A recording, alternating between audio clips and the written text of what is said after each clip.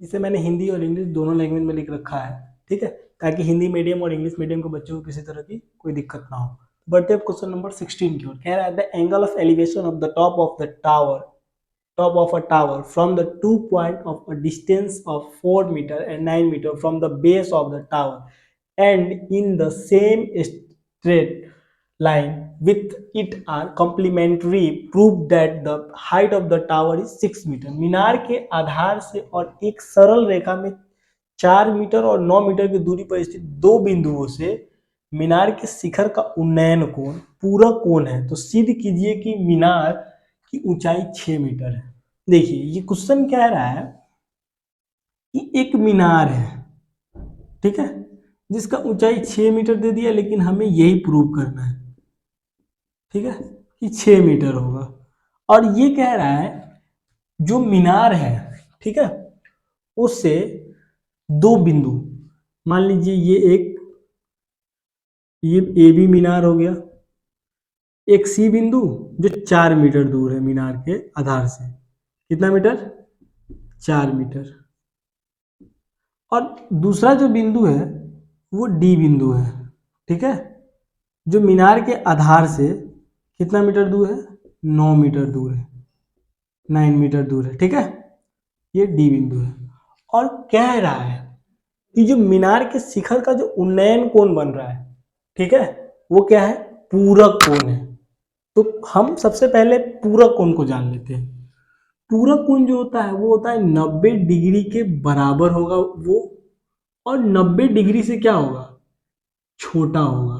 जो कोण होगा वो क्या होगा? 90 डिग्री के बराबर होगा या 90 डिग्री से छोटा होगा। ये आपका पूरक कोण का कंडीशन है, ठीक है। तो ये कह रहा है एक जो उन्नयन कोण बन रहा है वो डी बिंदु पे बन रहा है, और दूसरा जो उन्नयन कोण बन रहा है वो किस बिंदु पे बन रहा है? सी बिंदु पे बन रहा है। यानी कि एक 4 मीटर वाले दूरी पे बन रहा है, एक 9 मीटर वाले दूरी पे बन रहा है, मीनार के आधार से जो दूरी है उस पे, ठीक है। तो जो कोण बन रहा है, तो अगर हम मान ले इस कोण को अगर हम थीटा मान लेते हैं, थीटा मान सकते हैं, तो ये कोण जब थीटा हो गया तो ये कोण क्या होगा? अब बताइए क्या होगा? ये कोण जो होगा, क्योंकि 90 डिग्री के बराबर भी हो सकता है और 90 डिग्री से कम भी होगा, तो एक कोण तो थीटा है। ऐसा तो नहीं कि ये कोण 0 डिग्री का हो सकता है ये कोण 1 डिग्री हो, 10 डिग्री हो, 30 डिग्री हो। तो हम क्या करेंगे? 90 डिग्री के बराबर है, तो 90 डिग्री में से अगर ये थीटा का कोण घटा दे तो हमें ये कोण पता चल जाएगा, डी कोण। तो यहाँ लिखेंगे 90 डिग्री माइनस थीटा, तो हमें डी कोण पता चल गया, सी कोण पता चल गया। तो अब हमें ए बी ज्ञात करना है, ए बी को ही 6 मीटर प्रूव करना है। तो हमें यहाँ दो समकोण त्रिभुज दिख रहा है, एक तो ए बी सी दिख रहा है, जिसमें हमें बी सी पता है। तो इस कोण की बात करें, इस कोण के लिए सामने का जो भुजा है वो ए बी क्या काम करेगा? पी का काम करेगा। तो ये पी हो गया, ये 90 डिग्री का कोण है, तो 90 डिग्री के सामने का भुजा क्या होता है? एच होता है, ठीक है। तो जो ये हो गया कर्ण, ये हो गया लंब, यानी कि ये परपेंडिकुलर हो गया, ये हाइपोटेनस हो गया। तो बीसी क्या बचा? बी का काम करेगा, बेस यानी कि आधार का काम करेगा। और दूसरा जो त्रिभुज है वो क्या है? ए बी डी समकोण त्रिभुज बन रहा है। तो यहाँ ये 90 डिग्री कोण, तो इसके सामने का ये जो भुजा हो जाएगा वो क्या हो जाएगा? एच हो जाएगा, यानी कि एडी क्या का काम करेगा? एच का काम करेगा। और ये 90 डिग्री माइनस थीटा है, तो इसके सामने का ये जो भुजा ए बी होगा वो क्या काम करेगा? पी का काम करेगा, ठीक है। तो ए बी तो पी हो गया, यानी कि परपेंडिकुलर हो गया, लंब हो गया। तो एच तो हमें पता है, एच फिक्स है कि ए डी होगा, पी और बी चेंज होता है। तो अब जो ये पी हो गया तो बी डी बचा, तो वो क्या हो जाएगा? वो आपका क्या हो जाएगा? वो हो जाएगा आधार, यानी कि बेस हो जाएगा।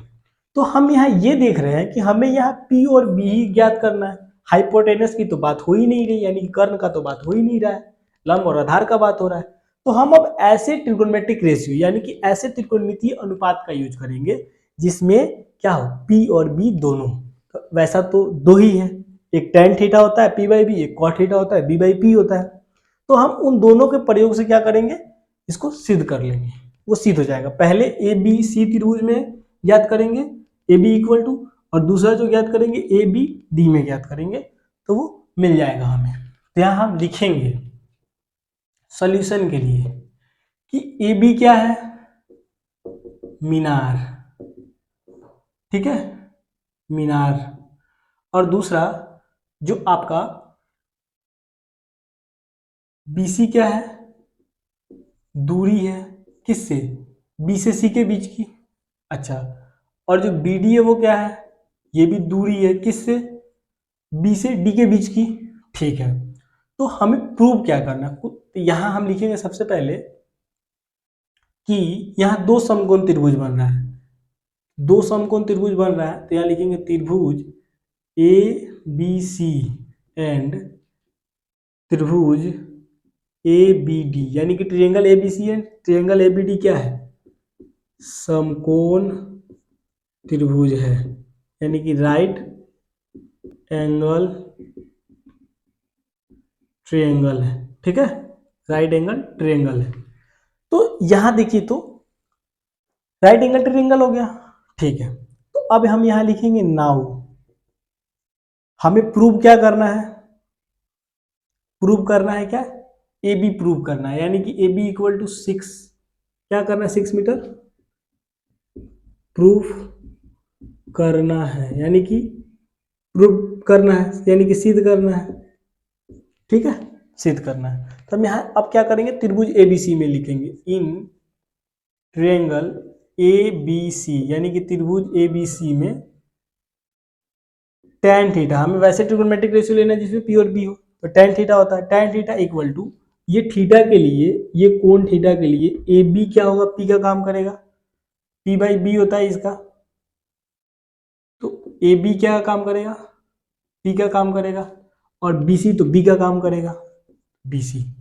तो हमें थीटा इक्वल टू पता है कितना है, थीटा ही है, तो यहाँ लिख देंगे tan थीटा।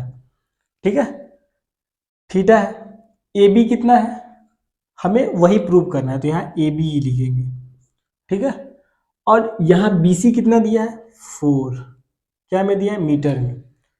तो ये कितना हो गया, tan theta equal to AB by 4 metre, इस इक्वेशन 1 मान ली है।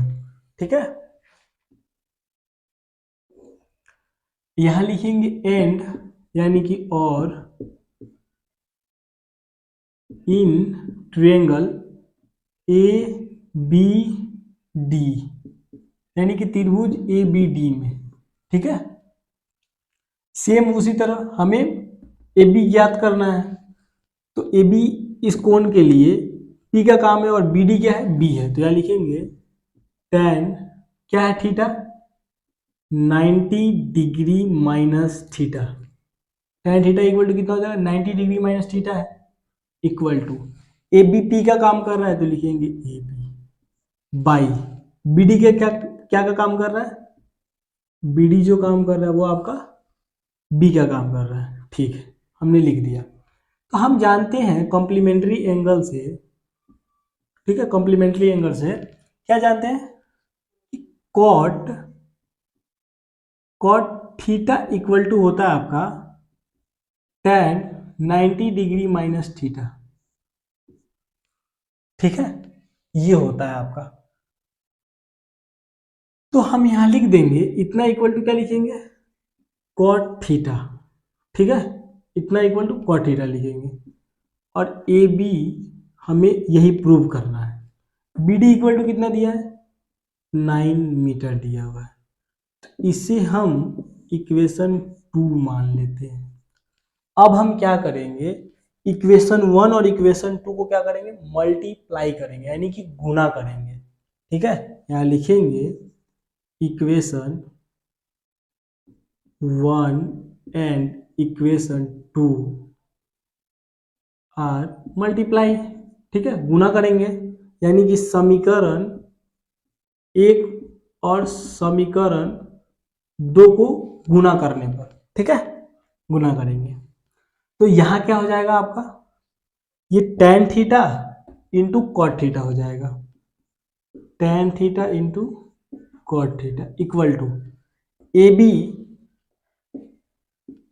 By 4 metre into A B by 9 metre हो जाएगा आपका। ठीक है, कोई दिक्कत नहीं है इसमें। ठीक, एक चीज हम जानते हैं कि tan theta equal to 1/cot theta होता है और cot theta equal to 1/tan theta होता है, एक दूसरे का विपरीत होता है ये। तो हम tan या cot दोनों में से किसी एक को कन्वर्ट करेंगे, किसमें? tan को cot में कर दे या cot को tan में कर दे, तो हम tan को कर देते हैं cot में। तो tan थीटा इक्वल टू कितना हो जाएगा 1/cot theta into cot theta. ये देखिए तो ये इससे कट जाएगा, ठीक है, इक्वल टू यहाँ A B into A B है, क्या हो जाएगा ए बी का स्क्वायर हो जाएगा, ए बी का स्क्वायर हो जाएगा बाई 4 × 9। तो 4 × 9 यानी कि 4 × 9 यानी कि 36, 36 मीटर, मीटर से मीटर में गुना हुआ तो मीटर स्क्वायर हो गया। ये मात्रक लिखना नहीं भूलिएगा, ठीक है, ध्यान रखिएगा इस चीज का, नंबर कट जाते हैं यहाँ पे, मात्रा का अगर आप छोड़ देते हैं, यूनिट छोड़ देंगे तो नंबर कटते हैं।